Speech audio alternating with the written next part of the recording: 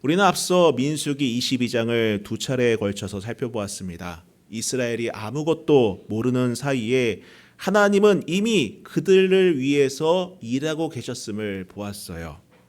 그리고 또 그뿐입니까?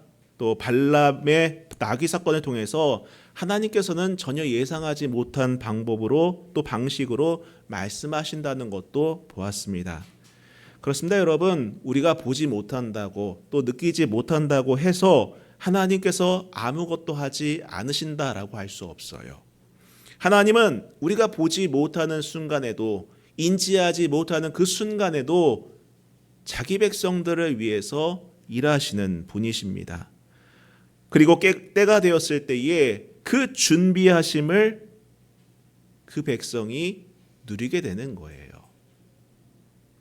여러분 혹시 영화 좋아하십니까? 전쟁 영화 중에서 덩케르트란 영화가 있어요. 이 영화는요, 여러분 실제로 있었던 사건을 바탕으로 한 영화입니다. 2차 세계대전 당시 1940년도에 독일군이 이제 프랑스를 침공을 했어요. 불과 6주 만에 프랑스는 무너져 버렸습니다. 이로 인해서 영국에서 원정군을 보냈는데 그 원정군마저도 고립이 됐어요. 그 해안이 바로 덩케르트입니다. 이 군인들을 구출하고자 하는데 여의치 않았다는 거예요. 해역도 좁고 군함수도 많지도 않고 어떻게 할까? 그래서 쥐어 짜낸 아이디어가 민간 선박을 좀 동원해서 하자. 뭐 소형 어선부터 해서 여러 가지를 좀 가지고 와서 좀 해보자. 이 작전의 얘기를 처음 들었을 때 사람들은요 이렇게 반응했다고 합니다. 불가능하다. 많이 죽을 것이다. 정말 많은 사람들이 다치고 그 33만 명 중에서 3만 명 구하는 것도 많이 구하는 것이 될 것이다. 그런데 여러분 신기하게도 그 작전이 실행되었습니다. 실행되었는데 놀라운 일이 벌어졌어요. 그 작전이 실행되는 동안에 독일군이 아무것도 하지 않았다는 거예요. 그 어떤 행동도 하지 않았다라는 것입니다. 그래서 예상보다 더 많은 34만 명을 구출해냈던 작전이 덩케르트 작전이었습니다. 역사가들은 이것을 보고서는 히틀러의 실수가 아니냐라고 말하지만은 처칠은 다른 말을 했다고 합니다. 바로 기적이었다라고 하죠. 근데 여러분 여기서 핵심이 있습니다. 여기서 핵심은요 무엇인가 하면은 고립되어 있던 병사가 그 덩케르트 해안 안에 있을 때 밖에서 어떤 일이 벌어지고 있는지 전혀 알지 못했다라는 거예요. 어떤 일이 진행되고 있는지, 어떤 일들이 벌어지고 있는지를 알지 못했다라는 것입니다. 독일군이 왜 멈추고 있었는지, 어떤 작전이 시행되고 있는지 자신들이 살아남을지조차도 아무도 알지 못했던 거예요. 그저 그들이 할 수 있었던 것은 기다림이었습니다. 버팀이었다라는 거예요. 그러나 결과는 어떻습니까? 살아났다라는 거예요. 살아났다라는 것입니다. 이처럼 성경 속에 이스라엘이 그랬습니다. 자신들을 향해 저주가 시도되고 있다는 것도 이들은 몰랐어요. 그렇죠? 하나님께서 그것을 막고 계시다는 것도 이들은 몰랐습니다. 발람의 입에서 어떤 선언이 나오고 있는지도 이들은 알지 못했어요. 그저 광야에서 진을 치고 하루하루를 살아내고 근근히 버텨내고 있는 것이 그들이 할 수 있는 전부였습니다. 아무것도 할 수 없었다라는 거예요. 자, 이제 또다시 우리는 하나님께서 이스라엘을 위해 이스라엘이 모르는 그 밖에서 어떤 일을 행하시는지를 또다시 마주하게 될 것입니다. 한번 오늘 우리 또 성경을 보겠습니다. 13절을 보겠습니다. 발락이 말하되 나와 함께 그들을 달리 볼 곳으로 가자. 거기서는 그들을 다 보지 못하고 그들의 끝만 보리니 거기서 나를 위하여 그들을 저주하라 하고 소빔들로 인도하여 비스가 꼭대기에 이르러 7 제단을 쌓고 각 제단에 수송아지와 수량을 드리니. 자, 발락이 발람을 비스가 꼭대기로 데려갑니다. 거기서 7 제단을 쌓고 수송아지와 숫양을 드려요. 근데 여러분 이게 처음이 아니에요. 사실은요. 1절을 보면은 이미 이러한 행동들을 한 번 했습니다. 이스라엘 민족이 보이는 그 앞에 서서 이 행동을 똑같이 했었어요. 근데 실패합니다. 그래서 두 번째 시도한 것이 바로 이 13절 14절 이야기인 거예요. 근데 여러분 보세요. 첫 번째와 모든 것이 동일했지만 딱 하나가 달랐습니다. 바로 장소였습니다. 그런데 여기서 발락의 속마음이 13절에서 드러나죠. 뭐라고 말합니까? 거기서 너는 이스라엘을 볼 수 있으나 그들을 다 보지는 못할 것이니. 자, 이스라엘을 볼 수도 있지만은 다 보지는 못한다. 그래요. 어쩌면 지난번 이스라엘 전체가 한눈에 들어왔기 때문에 그 기세에 눌려서 자신들이 도모하고자 하는 일이 실패했을 것이다라는 생각을 했던 것 같아요. 전체가 보이니까는 이게 좀 두려운데 이번에는 좀 바꿔서 조금만 보고 해보자라는 거예요. 그래서 이번에는요, 이스라엘의 일부만 보이는 곳에서 저주를 시도하면은 좀 다르지 않을까라는 생각을 했던 것 같습니다. 이것은 얼핏 보면 합리적인 판단처럼 보여요. 조건을 바꾸면 결과가 달라지지 않을까. 그렇지 않습니까, 여러분? 조건을 바꾸면 결과가 달라지지 않을까 생각을 하지 않습니까? 이런 생각은 우리 일상에서도 자주 작동합니다. 자, 그런데 발락이 놓친 것이 있어요. 무엇입니까? 그 결과를 결정하는 것은 장소나 조건이 아니라 무엇입니까? 바로 하나님이시라는 거예요. 결과는요, 장소나 조건이 정하는 것이 아니에요. 바로 하나님께서 정하신다는 것입니다. 여러분, 심리학에서도 통제의 환상이라는 개념이 있어요. 이 개념이 어떤 것이냐면은 사람이 자기가 통제할 수 없는 것을 통제할 수 있을 것이라고 착각하는 것을 통제의 환상이라는 거예요. 내가 통제할 수 없는데 난 통제할 수 있을 것 같아. 내가 어떻게 하면은 그것을 바꿀 수 있을 것 같아. 그래서 염려하는 것 아니겠습니까? 그래서 고민하는 것 아니겠어요? 주사위를 던질 때 여러분, 주사위가 나올 수 있는 숫자가 있어요. 근데 그것을 우리가 통제할 수 있나요, 없나요? 사실 없습니다. 무작위로 나오는 거예요. 근데 어떤 사람은 내가 벽에 튕겨서 던지면 좋지 않을까? 내가 이렇게 굴리면 좀 내가 원하는 숫자가 나오지 않을까? 윷놀이도 그렇잖아요. 윷을 던질 때에 다양하게 던집니다. 어떤 사람은 높이 던지기도 하고 어떤 사람은 꺾어서 던지기도 하고. 왜 그런 행동을 합니까? 내가 이것을 통제할 수 있다고 착각하기 때문이다라는 거예요. 어차피 결과는 무작위예요. 내가 통제할 수 없어요. 결과는 무작위인데 사람은 자신의 행동이 결과를 바꿀 수 있다고 믿고 싶어 한다는 거예요. 그게 바로 통제의 환상입니다. 여러분, 결과는 바꿀 수가 없어요. 오늘 발락의 행동이 바로 그것이었습니다. 장소를 바꾸고 제단을 다시 쌓고 희생제물을 다시 드리면 결과가 달라질 거라고 믿었다라는 거예요.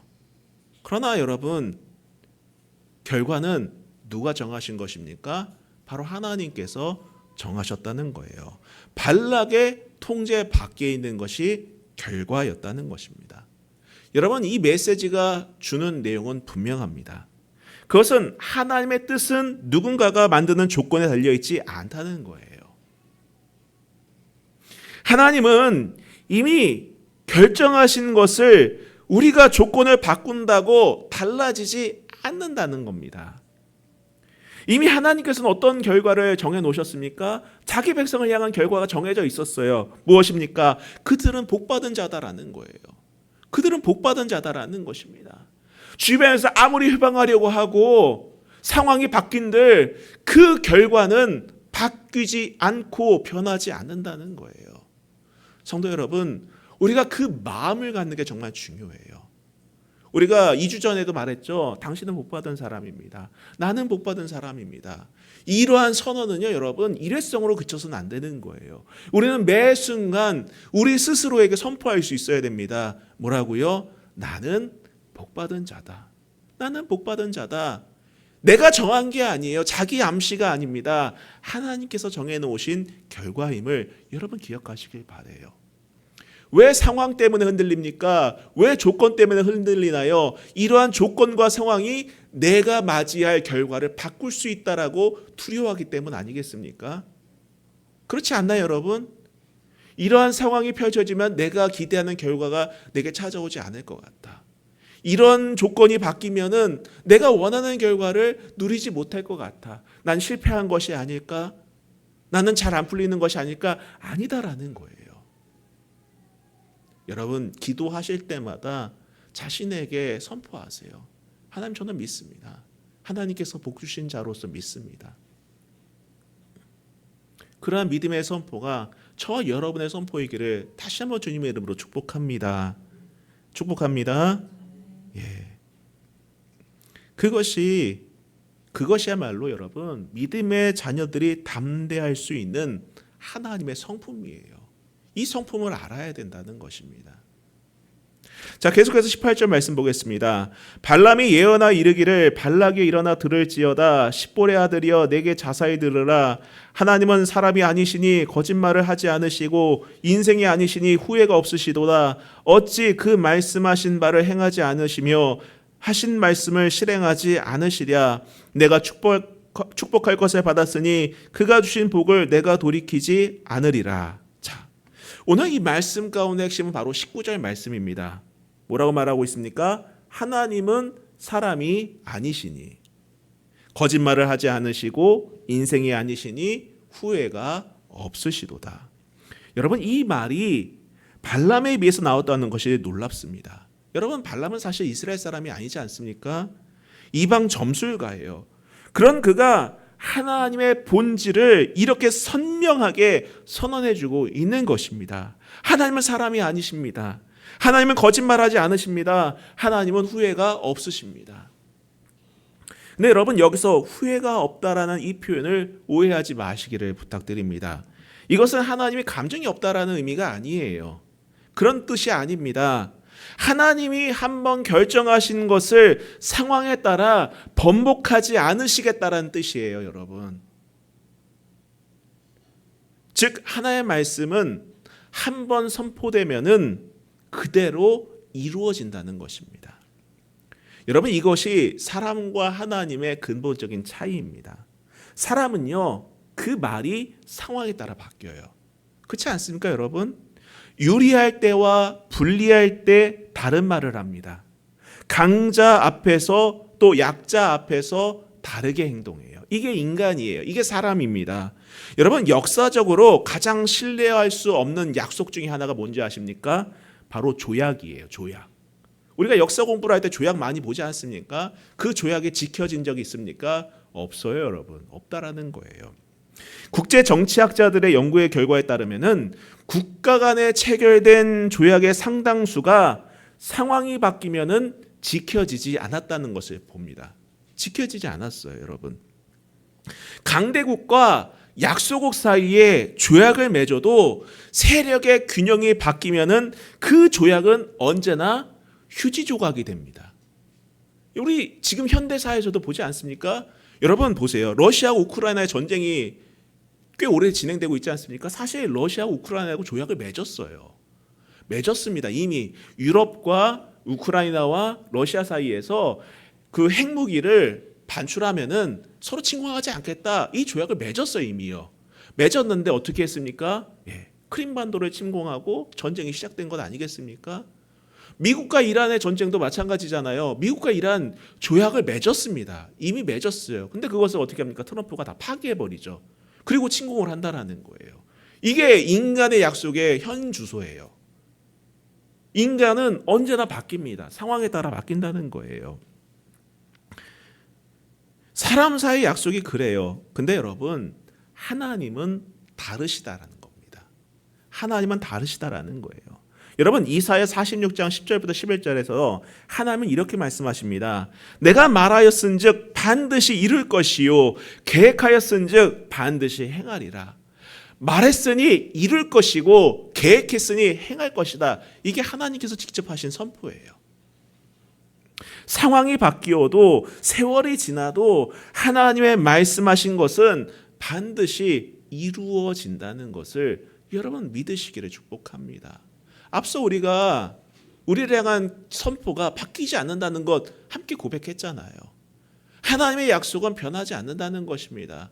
우리가 다시 말씀드리지만 흔들리는 이유가 무엇입니까? 상황이 바뀌었으니, 조건이 바뀌었으니 혹시 다른 일이 일어나진 않을까? 하나님 마음 변하진 않으셨을까? 그 뜻이 내게 이루어지진 않을까? 이런 의심이 생기는 이유가 바로 이런 이유 때문 아니겠습니까? 그러나 여러분, 하나님은 사람이 아니세요. 거짓말하지 아니하십니다. 후회하지 않으시는 분이시다라는 거예요. 그 하나님의 성품을 여러분 우리가 믿어야 된다는 것입니다. 그 신뢰가 우리 안에 있어야지 우리가 기도할 수 있는 거예요. 말씀을 믿고 의지하며 나아갈 수 있는 것입니다. 우리가 어떤 조건과 어떤 상황 속에서도 흔들리지 않는 소망을 품을 수 있는 근거가 바로 그 하나님의 성품에 기반한 거예요. 우리가 이 말씀을 읽는 이유가 거기 있는 것입니다. 하나님의 성품을 알라는 거예요. 하나님께서 우리에게 왜 이 말씀을 주십니까? 왜 이 말씀을 읽게 하십니까? 이 말씀을 왜 보게 하십니까? 나는 이런 존재다라는 것을 알게 하시기 위해서다라는 거예요. 지난 주간에 여러분에게 여러 가지 일들이 있었을 겁니다. 여러 가지 상황이 있었을 것이고 여러 가지 형편이 있었을 거예요. 흔들릴만 하죠. 두려울만 하죠. 근심할만 합니다. 그럼에도 불구하고 이 성품을 근거로 두려워하지 마시고 기도로 나아가는 저와 여러분이 될 수 있기를 축복합니다. 20절이 바로 그 결론이에요. 뭡니까? 내가 축복할 것을 받았으니 그가 주신 복을 내가 돌이키지 않으리라. 돌이키지 않는다는 거예요. 발락이 아무리 원해도 아무리 조건이 바뀌어도 하나님이 이미 복을 선언하셨다면은 그것을 저주로 바꿀 수 없다는 것이에요. 여러분, 우리 시대는 모든 것이 빠르게 변하죠. 어제의 진리가 오늘 뒤집어지고 어제의 약속이 오늘 무효가 되는 그러한 시대를 살아가고 있습니다. 그런데 발람의 입을 통해 선포된 이 말씀이 오늘 우리에게 닿는다는 거예요. 하나님은 사람이 아니십니다. 하나님이 한번 선언하신 것은 바뀌지 않습니다. 내 상황이 바뀌어도, 내 감정이 바뀌어도, 내 모든 조건이 바뀐다 할지라도 하나님께서 우리를 향한 하나님의 뜻은 변하지 않으신다는 것. 이것이 우리의 소망의 근거이자 믿음의 능력임을 여러분 꼭 기억할 수 있기를 축복합니다. 자, 계속해서 21절을 보시면은요, 야곱의 허물을 보지 아니하시며 이스라엘의 반역을 보지 아니하시는도다. 여호와 그들의 하나님이 그들과 함께 계시니 왕을 부르는 소리가 그 중에 있도다. 여러분, 우리는 이 구절에서 잠시 멈춰야 돼요. 우리는 지금까지 민수기를 읽어왔어요. 함께 계속해서 읽어왔습니다. 우리는 이스라엘이 어떤 민족인지를 보았어요. 우리가 본 이스라엘을 보면은 그들이 복 받을 만한 짓을 합니까? 아니죠. 예. 그들을 예뻐할 만한 구석이 있습니까? 전혀 없어요. 우리는 그들이 어떤 족속들인지를 잘 알고 있습니다. 원망했습니다. 불평했습니다. 만나를 먹으면서도 그 만나에 대해서 하찮다라고 폄하했어요. 반역을 했습니다. 뱀에게 물려 죽어가던 그런 백성이었어요. 여러분, 허물 없는 백성이 아니었습니다. 흠과 허물이 너무너무 많은 백성이 바로 이스라엘 백성들이었어요. 그런데 오늘 이 말씀에서 보면은 하나님은 그 허물을 보지 않으신다고 발람의 입을 빌어서 선언하고 계시다라는 거예요. 여러분, 이것을 이해하려면 이 선언의 맥락을 알아야 돼요. 이것은 하나님이 이스라엘 죄를 무시한다는 뜻이 아닙니다. 민수기 전체를 통해 하나님은 이스라엘 죄를 분명히 다루셨어요. 심판도 하셨습니다. 그러나 그 심판이 이스라엘을 향한 하나님의 최종 선언이 아니었다는 거예요. 매는 되셨지만은 그게 그들의 최종 선고가 아니었다는 것입니다. 하나님의 최종 선언은 무엇입니까? 그들은 복받은 자들이다. 그들은 복받은 자들이다라는 거예요. 여러분, 법정 용어에서 일사부재의 원칙이 있어요. 이게 무엇입니까? 이미 유죄나 무죄로 판결받은 죄에 대해서는 그 죄목으로 다시 재판결을 할 수 없다는 거예요. 그게 일사부재입니다. 한번 판결이 내려지면은 그게 최종이에요. 여러분, 하나님은 이스라엘 향해서 최종 판결을 내셨어요. 무엇입니까? 그들은 복받은 자들이다. 그게 하나님의 선언이다라는 거예요. 발락이 그것을 뒤집으려 했지만 하나님은 최종 선언을 취소하지 않으셨습니다. 그리고 이 모든 선언이 이루어지는 동안에도 이스라엘은 아무것도 몰랐어요. 아무것도 몰랐습니다. 발락이 2번이나 발람을 불러 저주를 시도하는 동안 이스라엘은 그저 자기들 장막에서 하루하루를 살아내고 있었어요. 앞서 말한 덩케르트 해안에서 구조를 기다리던 병사들처럼 이스라엘 백성들은 자신들을 위해 어떤 일이 벌어지고 있는지를 전혀 알지 못했던 것입니다. 그러나 여러분, 몰랐다고 해서 그 일이 일어나지 않은 것이 아니죠. 내가 몰랐다고 해서 일이 일어나지 않은 건 아니지 않습니까? 여러분, 하나님의 보호하심과 그분의 신실하심은 우리가 아느냐 모르냐와 무관하게 작동합니다. 내가 볼 수 있느냐 볼 수 없느냐 이것과 무관하게 작동한다는 거예요. 우리가 인식하지 못하고 인지하지 못하는 그 순간에도 하나님은 뭐 하십니까? 일하고 계시다라는 거예요. 일하고 계시다라는 것입니다. 우리가 느끼지 못하는 그 자리에서도 하나님께서 선포하신 그 복은 여전히 뒤집어지지 않는다는 거예요. 여러분, 혹시라도 지금 내가 서 있는 이곳이 하나님이 일하지 않는다고 느껴지는 그 자리가 아니신지요? 여러분, 오늘 우리가 이 말씀을 묵상하면서 이런 고백을 할 수 있기를 부탁드립니다. 느껴지지 않는다고 해서 하나님이 아무것도 안 하는 것은 아니다. 그분은 막막한 순간에도, 내가 정말 무력한 그 순간에도 이미 자기 백성을 위해서 일하고 계시는 그분이다라는 그 고백이 저 여러분의 마음의 깊은 고백이 될 수 있기를 축복합니다. 축복합니다. 홀로 있는 자리에서도, 막막한 순간에서도 그 하나님을 신뢰하세요. 하나님은 신실하십니다. 신실하세요. 그 하나님을 온전하게 신뢰하시기를 축복합니다. 자, 22절 또 읽어보겠습니다.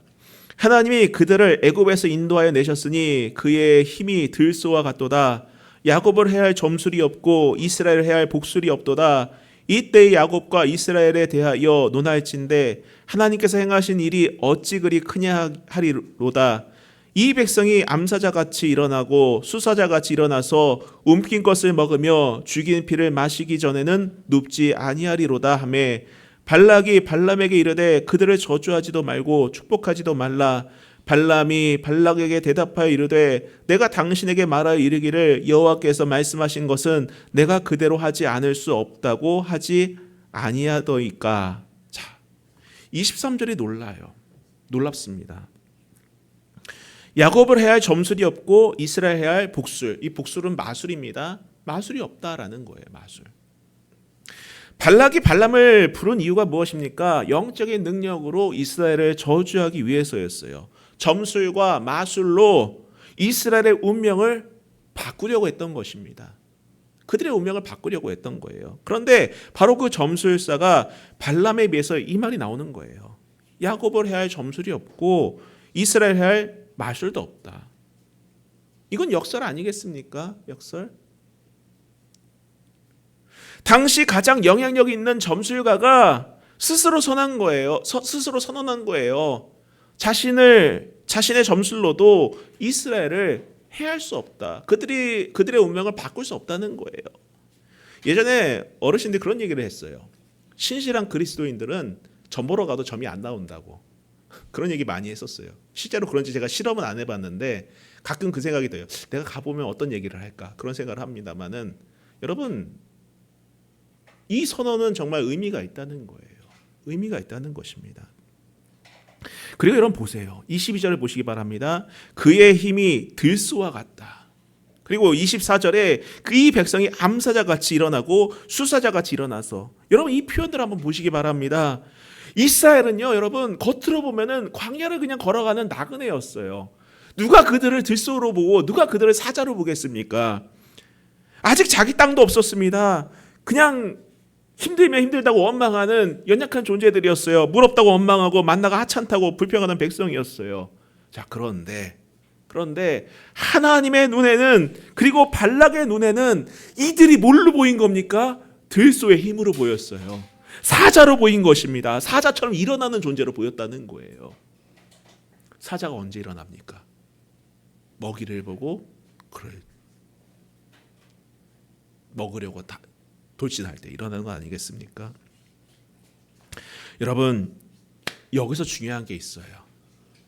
이스라엘의 강함은 그들 자신에게서 온 것이 아닙니다. 그들 자신만 본다면은 형편없는 백성들이었어요. 정말 무력한 백성들이었습니다. 아무런 힘이 없는 백성들이었어요. 그러나 여러분, 22절이 말합니다. 하나님이 그들을 애굽에서 인도하여 내셨으니, 하나님이 그들을 애굽에서 인도하여 내셨으니, 그래요, 하나님께서 그들과 함께 하셨기 때문에 그들에게 들소의 힘이 있는 것이고, 하나님이 그들의 편이시기 때문에 해야 할 점술도 없었던 것입니다. 여러분, 이러한 용기와 담대함이 우리에게 있기를 축복합니다. 이제 발락의 반응이 25절에 나오죠. 저주하지도 말고 축복하지도 말라. 계속 축복의 선언이 터져 나오니까는 이제 그만해. 저주 안 해도 해. 근데 축복도 하지 마. 이렇게 하는 거예요. 두 번의 시도 모두 이들은 실패했던 것입니다. 이제는 아무 말도 하지 말라고 요청해요. 그러나 발람의 대답은 명확합니다. 뭐라고 말합니까? 여호와께서 말씀하신 것은 내가 그대로 하지 않을 수 없다. 이게 무엇입니까? 즉 하나님께서 말씀하시는 것이 기준이지 발락의 요구가 기준이 아니다라는 거예요. 여러분, 우리의 삶에도 이런 발락이 있을 수 있어요. 우리를 향한 하나님의 선언은 흔들려고 하는 상황과 사건과 사람이 있어요. 너희는 복받은 자다라는 것을 방해하려는 그러한 시도들은 언제든 있을 수 있다는 것입니다. 때로는 외부의 압력으로, 때로는 우리 자신의 두려움과 불신앙으로 찾아올 수 있어요. 그러나 오늘 본문이 선언하는 것은 분명합니다. 야곱을 해야 할 점술도 없고 이스라엘을 해야 할 마술도 없다는 거예요. 하나님이 이미 선언하신 복을 저주로 바꿀 수 없다는 것을 오늘 분명히 하고 있다는 것입니다. 그것은 이스라엘이 강해서가 아니에요. 이스라엘에 뭔가 있어서가 아닙니다. 바로 하나님이 그들과 함께 하시기 때문에 그들은 강할 수 있었던 것이고 그들을 해야 할 저주도 없었던 거예요. 여러분, 다시 한번 부탁드리지만은 담대하세요. 담대하세요. 철학자 소렌 키르케고르는 이렇게 말합니다. 이런 말을 남겼어요. 삶은 앞으로 살아야 하지만 이해는 뒤를 돌아보아야 한다. 그래요. 삶은 앞으로 살아야 하지만은 이 삶을 이해하기 위해서는 뒤를 돌아봐야 한다는 거예요. 지금 이 순간에 이해되지 않는 것들이 나중에 뒤를 돌아볼 때 비로소 보인다는 겁니다. 지금 잘 이해가 안 돼요. 왜 내게 이러한 인생이 펼쳐지는지 이해가 안 될 때가 있어요. 내가 왜 이런 상황에 놓여야 하는지, 내가 왜 멈춰야 하는지, 내가 왜 하루하루를 무기력하게 보내야 하는지 이해되지 않을 때가 있다는 거예요. 그러나 나중에 뒤를 돌아볼 때 비로소 깨닫게 되는 것입니다. 여러분 한번 생각해 보세요. 이 말씀을 지금 우리가 읽고 있지만은 이 말씀을 가장 먼저 본 사람이 누구겠습니까? 이스라엘이죠. 이스라엘 백성들 아니겠습니까, 여러분? 이스라엘은 가나안 땅에 들어간 후에 혹은 훗날에 이 민수기에 있는 기록들을 보면서 비로소 알았을 거예요. 어라? 우리 그때 광야에 있었는데 이런 일이 있었네. 우리 그냥 그 광야 안에서 하루하루 그냥 무의미하게 보내고 있었는데 이런 일이 벌어지고 있었네. 그들은 가장 먼저 알았을 거예요. 그렇지 않습니까, 여러분? 생각 한번 해보세요. 우리는 그냥 이거를 우리가 이제 예배하면서 읽겠지만은 이 성경을 가장 먼저 읽어본 백성들은 당사자인 이스라엘 백성들 아니었겠습니까? 그리고 이 기록들을 보면서 하나님께서 이런 일을 진행하고 계셨구나. 자신들이 모압 평지에서 하루하루 살아가던 그 시간에 하나님께서 어떤 일을 하고 계셨는지, 발락이 2번이나 저주를 시도했었던 것을, 그리고 하나님이 그 2번 모두 다 막으셨다는 것을 이 기록을 보면서 알게 되었을 거예요. 여러분 우리도 마찬가지입니다. 오늘은 이해되지 않죠. 오늘은 이해할 수 없습니다. 오늘 내 삶을 이해할 수 있는 사람은 없습니다. 그러나 나중에 뒤돌아보았을 때에 그때가 이런 때였구나. 그 순간에 하나님께서는 일하고 계셨고 준비하고 계셨구나 라는 그런 고백이 할 때가 반드시 옵니다. 정리하겠습니다. 자기 백성을 향한 하나님의 결정은 바뀌지 않습니다. 하나님의 뜻은 우리가 만드는 조건 위에 있다는 사실을 늘 기억하시길 부탁드립니다. 여러분이 살아가는 삶의 환경 속에서 여러 가지 일들이 분명히 벌어질 거예요. 회사에서, 또 사업장에서, 또 만나는 사람에게서, 가정 안에서 많은 일들이 벌어질 수밖에 없어요, 여러분. 그러나 그 조건이 내게 주어진 결과를 바꿀 수 없다. 그 믿음이 있기를 축복합니다. 여러분 그 믿음을 가지세요. 자신에게 나는 복받은 자다. 나는 복받은 자다. 한번 따라해 보세요. 나는 복받은 자다. 나는 복받은 자다. 나 스스로 얘기하는 게 아니에요. 하나님의 선언이에요. 하나님이 우리를 바라보는 시선이자 우리를 향한 결정, 최종 결론이다라는 것을 여러분 기억할 수 있기를 축복합니다. 하나님은 사람이 아니시니 거짓말하지 않으시고, 여러분 이 선언은 오늘 우리에게도 여전히 유효합니다. 하나님이 나를 향하신 뜻, 나를 향해 품으신 그 뜻은 변하지 않으십니다. 비록 내게 허물이 있다 하더라도 우리를 향한 하나님의 그 신실하신 뜻은 변치 않으신다는 사실을 꼭 기억하시기를 부탁드립니다. 그리고 여러분 그 하나님의 보호하심은요, 우리가 알지 못하는 사이에도 작동하고 있어요. 덩케르트의 병사들이 아무것도 몰랐던 것처럼 이스라엘은 모든 일을 몰랐어요. 그리고 지금 나도 몰라요. 저와 여러분도 몰라요. 모릅니다. 어떤 일이 일어난지 몰라요. 그러나 몰랐다고 해서 하나님이 일하지 않으시는 것이 아닙니다. 지금 이 순간에도 하나님이 일하시는 것이 보이지 않는다 해도 하나님은 우리를 향한 그 선을 지키시기 위해서 일하고 계심을 여러분 꼭 믿으시기를 축복합니다. 혹시라도 여러분 중에 자신의 형편이나 연약함 때문에 나는 하나님의 복에 해당되지 않는다고 느끼는 분이 계십니까? 아니에요. 오늘 본문은 분명하게 말하고 계십니다. 하나님은 야곱의 허물을 최종 선언으로 삼지 않으셨어요. 자기 백성을 향한 하나님의 최종 선언은 무엇입니까? 너희는 복받은 자다. 너희는 복받은 자다라는 거예요. 지금 내 모습이 어떠하든 하나님께서 나를 향하신 이 선언의 말씀은 변하지 않으세요. 그것을 붙드는 것이 여러분 믿음이에요. 이 한 주를 살아내면서 여러분 단단해지시기를 축복합니다. 담대하시기를 축복합니다. 믿음 안에 서시기를 축복합니다. 우리가 찬양하고 기도하겠습니다.